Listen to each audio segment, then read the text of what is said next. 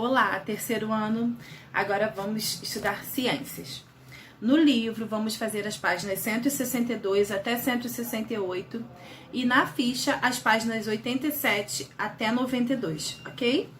Nós falamos no princípio do livro sobre os animais invertebrados. Nós vimos vários grupos. E agora nós vamos falar sobre os vertebrados e também vamos ver os seus grupos. Os animais vertebrados, vocês já sabem qual é a característica principal deles, né?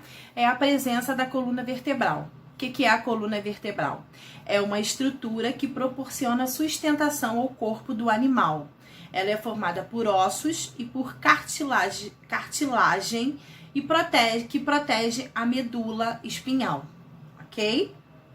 Os animais vertebrados têm tantas características diferentes entre si que é possível organizá-los em 5 grupos diferentes. São os peixes, anfíbios, répteis, aves e mamíferos. Para iniciar o estudo, serão apresentadas as características principais dos peixes. Vamos começar pelos peixes. Vamos lá? Os peixes são os primeiros vertebrados, foram os primeiros vertebrados que surgiram na Terra. Eles vivem exclusivamente em ambientes aquáticos e retiram da água o gás oxigênio que necessitam, né? Os peixes eles não precisam sair da água para respirar. É possível observar no esquema, aí ó, esse esqueminha que nós vimos aí, que a água, que é rica em gás oxigênio, entra pela boca do peixe, passa pelas brânquias que captam o oxigênio e transferem o gás carbônico do peixe para a água. A água sai para o meio externo pela abertura branquial. Então a água entra pela boca, passa pelas brânquias e é nas brânquias onde o peixe pega o oxigênio e libera o gás carbônico, tá? Então, o que a gente precisa saber é que o peixe ele não precisa sair da água para respirar. Ele consegue respirar debaixo da água porque ele tem as brânquias que faz esse trabalho da respiração, de pegar o oxigênio e liberar o gás carbônico, ok? Nós também fazemos isso. Nós pegamos o oxigênio quando nós respiramos. Quando a gente bota para fora, a gente libera gás carbônico. Os peixes podem ter seu esqueleto formado por ossos ou por cartilagem, permitindo classificá-los em peixes ósseos ou em peixes cartilaginosos. Eu não li para vocês na página 162 o que é a cartilagem. Ó, também chamado de tecido cartilaginoso, confere forma, sustentação e resistência, porém é mais flexível do que o osso. É um ossinho, é tipo um ossinho, só que ele é molenga, você consegue flexibilizar ele, entendeu? Isso é uma cartilagem. O esqueleto dos ossos cartilaginosos é formado por cartilagem e por isso é mais flexível. Fazem parte desse grupo os tubarões e as raias. Já os peixes ósseos possuem um esqueleto endurecido, parecido com o do ser humano. A posição da boca entre os peixes dos dois grupos também é diferente. Em geral, os peixes cartilaginosos possuem a boca na parte de baixo do corpo. Já os peixes ósseos, a boca na parte da frente do corpo. Outra diferença entre os peixes cartilaginosos e os ósseos é a presença do opérculo. O que é opérculo? Olha aí na imagem. Ó, opérculo, que funciona como uma proteção para as brânquias dos peixes ósseos, que se abrem para a saída da água durante a troca de gases. Você vê, nós vemos aí nessa imagem o tubarão, que mostra a boca dele embaixo, né? Ele é um peixe cartilaginoso, você vê que quando ele nada, ele meio que faz assim, né? Os ossos parece que dão eles meio que... ai, Jesus, perdi a palavra. Eles conseguem quase, né? Eles dobram, né? Ele consegue fazer uma coisinha bem assim. Ele é cartilaginoso, ele tem um osso mais molinho. Você vê que a boca é na parte de baixo. Agora no peixe ao lado, o peixe menor, onde eu quero mostrar o opérculo, ó. Peixe ósseo, boca e opérculo em destaque. O opérculo é esse que tá logo aí pertinho da boca. Tá vendo? As brânquias são protegidas pelo opérculo ósseo, né? O opérculo é esse negocinho que tem logo depois da boca. Isso é um opérculo. Para que funciona o opérculo? Lembrando, funciona como uma proteção para as brânquias dos peixes ósseos, porque as brânquias é muito importante, é por onde ele respira, né? Então o opérculo ele protege as brânquias do peixe. Com a lupa na mão, uma curiosidade sobre o tubarão. Se o processo de respiração dos peixes acontece quando a água entra pela boca e passa pelas brânquias, para que servem as narinas deles? Para responder a essa pergunta, faça uma pesquisa e anote no seu caderno o que descobriu. Em seguida, discuta sua descoberta com os colegas e o professor. Eu vou deixar esse deverzinho para vocês para a gente discutir na aula Zoom. Você vai fazer uma pesquisa. Para que servem as narinas dos peixes? Aí na foto, por exemplo, está mostrando as narinas do tubarão. Pesquisa e nós vamos falar sobre isso na aula Zoom. Eu quero ver se vocês vão pesquisar mesmo, tá bom? Continuando. Essa perguntinha aí das narinas vai ficar no ar e nós vamos resolvê-la sexta-feira. Vamos lá. Com relação à reprodução, os peixes também são diferentes. A maioria dos peixes é ovíparo, ou seja, os embriões se desenvolvem fora do corpo da mãe, dentro de ovos, né? No entanto, em alguns peixes, o embrião se desenvolve dentro do corpo da mãe. Aí nós vemos ovos de peixe. Tá vendo aí? Parece que é um monte de olhinho, né? São os ovinhos dos peixinhos. Página. Então, sobre a reprodução dos peixes, gente, a grande maioria dos peixes são ovíparos, né? A mãe bota os ovinhos lá na água e os peixinhos ficam ali até o momento de nascer. Mas existem alguns poucos que o ovo se desenvolve dentro da barriga da mãe, que se chama ovovivíparo. Lembra que nós falamos sobre isso? O ovo se desenvolve dentro da barriga da mãe. Ele não é vivíparo porque ele está dentro de um ovo. Então, ele é ovovivíparo porque está dentro da barriga da mãe. Nós já falamos sobre isso, né? Página 164. Um outro grupo dos vertebrados são os anfíbios. Nós vamos falar sobre 3 grupos hoje. Os peixes e agora o segundo grupo, os anfíbios. Os primeiros animais vertebrados que conseguiram ocupar o ambiente terrestre, nós falamos que os primeiros animais foram os peixes. Mas agora vamos falar os primeiros que conseguiram ocupar o ambiente terrestre foram os anfíbios. A palavra anfíbio significa 2 vidas.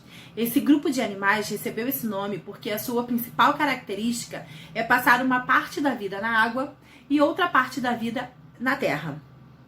Você já viu filhotes de sapo, perereca e rã? Onde eles vivem? E um sapo adulto? Você já viu por aí? E aí? Os principais representantes dos anfíbios são os sapos, pererecas e rãs. Se você quiser encontrar filhotes de sapos, rãs ou pererecas, você deve procurar na água. No começo da vida deles, eles ficam na água. Mas não estranhe se o formato do corpo deles for um pouco diferente do que os adultos. Os adultos são encontrados no ambiente terrestre, próximo a locais úmidos. Os anfíbios adultos, eles conseguem viver no terrestre, mas eles precisam da água. Eles não ficam longe da água. Eles precisam, né, de vez em quando estar na água também, mas conseguem viver no terrestre. Já os ovos de anfíbios são encontrados na água porque eles necessitam da água para sobreviver. Esses ovos, que parecem pequenas bolinhas de gelatina, são frágeis, ou seja, não possuem uma casca reforçada para proteger o filhote. A gente está acostumado com o ovo que tem uma casca, né? Esses não, eles são molinhos, não tem nada que proteja muito os filhotes, eles são bem frágeis. O nome dado ao filhote de um anfíbio é girino. Para se desenvolver na água, nesta fase, ele precisa respirar por brânquias, assim como os peixes. Além disso, necessita de uma cauda para poder se movimentar. Quando ele ainda está no ovo, assim que ele nasce, ele tem uma caudinha, tem a imagem dele aí, ó. Vê nessa imagem, ó, tem o ovo, depois tem o girino, tá vendo? Não tem nenhum formato ainda, né, de um sapo de perereca e rã. Mesmo depois que ele sai do ovo, ele ainda não tem o formato normal que nós estamos acostumados a ver. Enquanto ele tiver esse formato desse corpo que tem essa caudinha, ele se chama girino, tá vendo, ó? Girino. Aí depois ele começa a criar umas patinhas, vê aí na segunda imagem, ó, o girino, par de patas, começa a criar. Depois, quando ele vai crescendo, nasce o segundo par de patas, tá vendo? Depois que ele começa a parecer com um sapinho mesmo, perereca ou rã, né? Aí no caso é uma perereca. Tá mostrando aí o processo dele até chegar na sua fase adulta, né? Naquele estado normal que nós conhecemos. Conforme o girino vai crescendo, ele vai perdendo as brânquias e a cauda, enquanto desenvolve 4 pernas. Ao final do processo de desenvolvimento, quando se torna adulto, ele se desloca para o ambiente terrestre. Quando ele ainda é girino, ele tem brânquias porque ele fica dentro da água o tempo todo. Então ele precisa respirar através das brânquias. Conforme ele vai crescendo, as brânquias vão se perdendo, vão sumindo, porque ele vai passar a ser um animal terrestre, né? Ele vai conseguir viver no terrestre, não precisa mais das brânquias. Ele vai respirar normal, sem as brânquias. Ok? Agora na página 165. Já que perdem as brânquias e passam a viver no ambiente terrestre, como será que os anfíbios adultos respiram? Nesse processo de metamorfose em que eles perdem as brânquias, o pulmão é formado para auxiliar na respiração da fase adulta. Acabei de falar que ele respira normal, né? Porém, a principal forma de respiração nessa fase não é por meio do pulmão, e sim pela pele. Por isso que ele é geladinho. Isso mesmo. Os anfíbios realizam trocas de gases pela pele. É por isso que eles possuem a pele úmida e que precisam viver próximo da água. Eles não conseguem viver muito longe da água. Os anfíbios se alimentam de insetos e outros pequenos artrópodes. Artrópodes são aqueles que têm muitas perninhas, lembra que nós vimos? Para capturá-los, utilizam principalmente a língua flexível e ágil. Eles possuem uma língua bem grande. Como a língua é pegajosa, o inseto fica grudado na ponta dela e é puxado para dentro da boca. Vou botar uma imagem aqui da língua dele. Já para se defender dos predadores, os anfíbios podem apresentar, não são todos, veneno na pele ou em bolsas perto dos olhos. Quando essas bolsas são comprimidas, ou seja, quando a gente pega, né, quando o predador pega e comprime essa bolsa, eles liberam o veneno, que tem um sabor desagradável e um efeito tóxico, espantando assim os possíveis predadores. Então, para pegá-los, tem que saber pegá-los, porque se pegar nessas bolsas, né, o anfíbio acaba liberando esse veneno. Alguns anfíbios apresentam uma cor chamativa.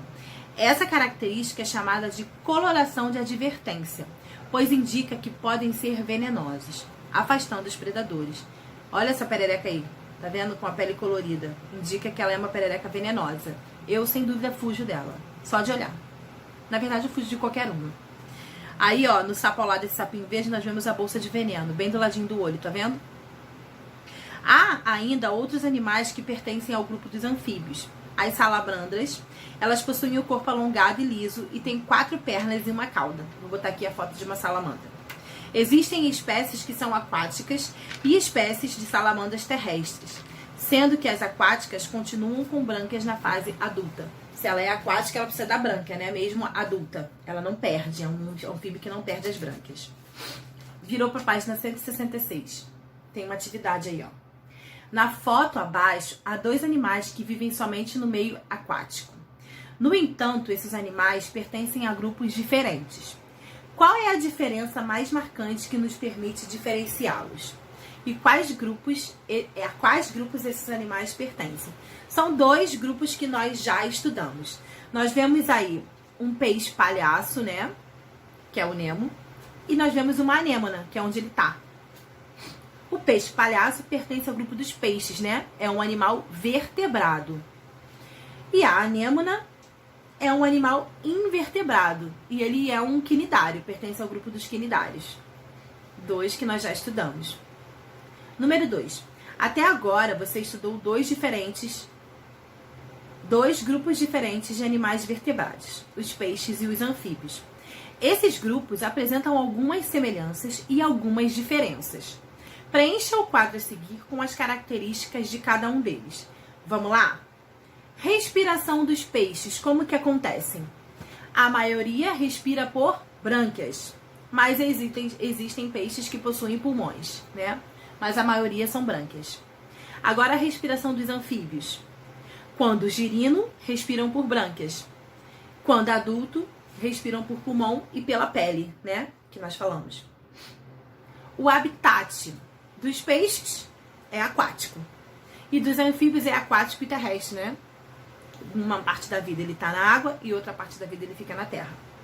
A reprodução agora dos peixes. A maioria bota ovo, né? Então é ovíparo. Mas, como nós falamos, em algumas espécies o filhote se desenvolve dentro da mãe, né? Aí ele é um ovo ovíparo. Os anfíbios, eles botam ovos, né? E dali sai o girino. Continuando? Podemos? Agora nós vamos falar dos répteis, que é o último grupo que nós vamos ver hoje, tá? Nesse grupo estão as tartarugas, as serpentes, os lagartos, os jacarés e os já extintos dinossauros. Embora os dinossauros estejam extintos, conseguimos estudá-los por meio de fósseis. Fósseis são ossos encontrados, né? Vestígios deles. Os répteis se adaptaram melhor ao ambiente terrestre do que os anfíbios. Isso porque o ovo dos répteis possui uma casca endurecida, que protege o novo ser de ressecamentos. Essa característica fez com que os répteis não dependessem da água para se reproduzir. Os répteis não precisam da água, eles são totalmente terrestres. Precisam para beber, né? Não para viver, né? Para se reproduzir. Eles conseguem viver longe da água. São animais que até vivem em locais de seca, que eles conseguem ficar muito tempo sem água. Aí, ó, tem filhotes de tartaruga e filhotes de jacaré. Outra característica que possibilita aos répteis viverem no ambiente terrestre é a pele seca formada por placas ou escamas. Nós vimos que existem répteis que têm peles diferentes, né? Um tem umas placas mais duras, outros são escamas mais finas, outros umas escamas mais grossas.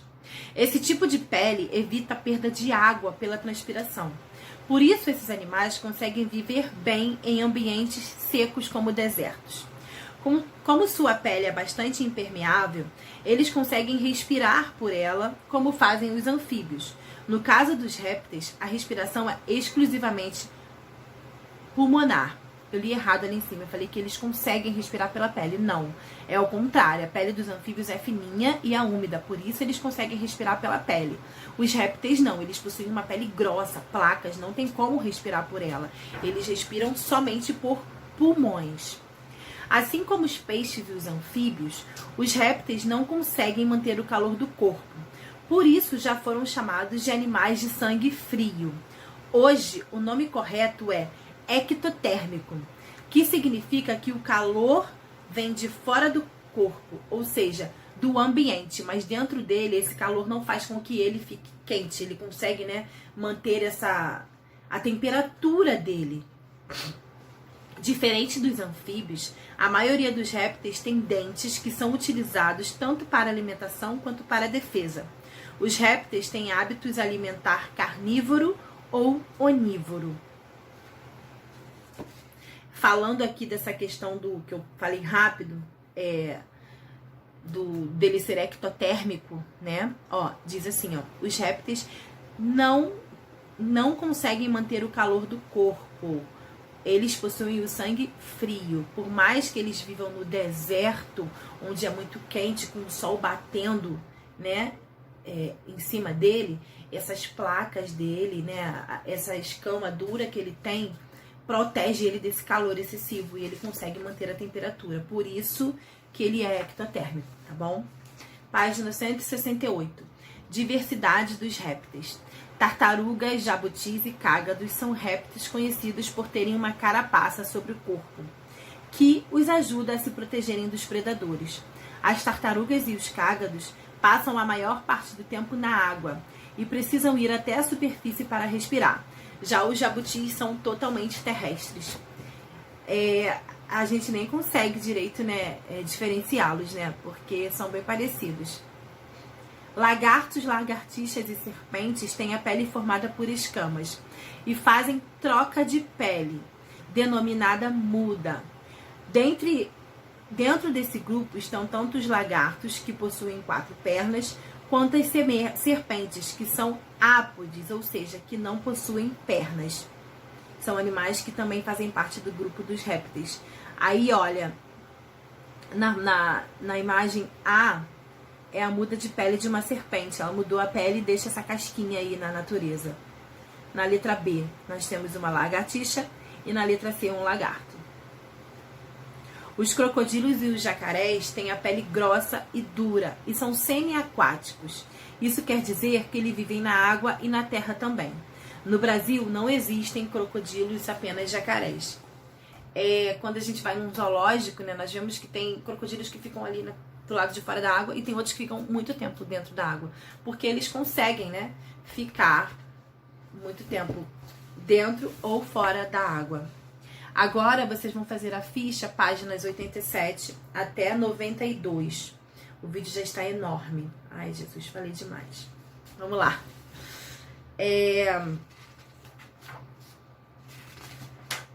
Vamos lá? Página 87 diz assim: os seres humanos fazem parte do grupo dos invertebrados ou dos invertebrados? Por quê? Os seres humanos são vertebrados, né? Porque nós possuímos uma coluna vertebral. 2. Classifique as imagens dos peixes em peixes cartilaginosos e peixes ósseos. Em seguida, responda a pergunta. O primeiro é um tubarão, nós vimos que ele é cartilaginoso, né?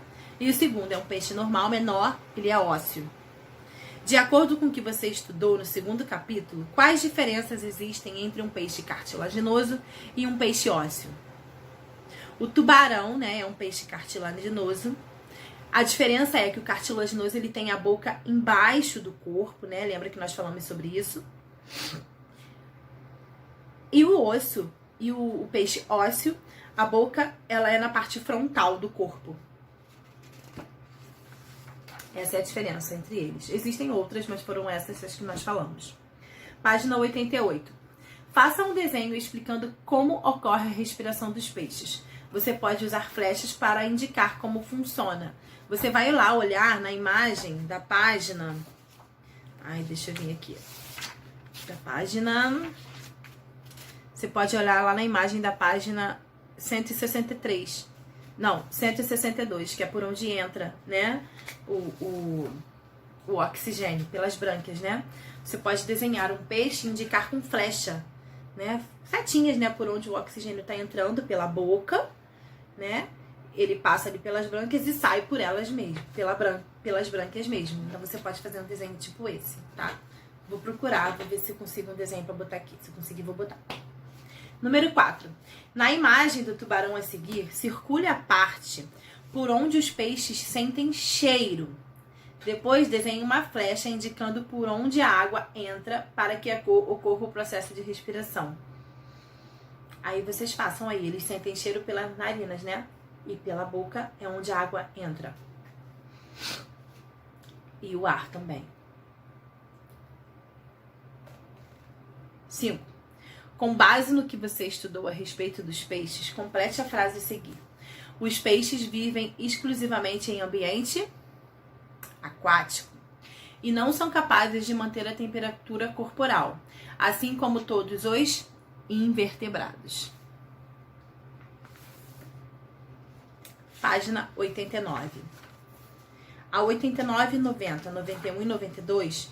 eu vou deixar vocês fazerem sozinhos, tá bom? Porque esse vídeo já tá enorme. Eu até queria fazer com vocês, mas eu já tô achando o vídeo muito grande, tá? Então vocês façam sozinhos. É só vocês olharem na explicação, tá bom? Tchau, gente. Beijo.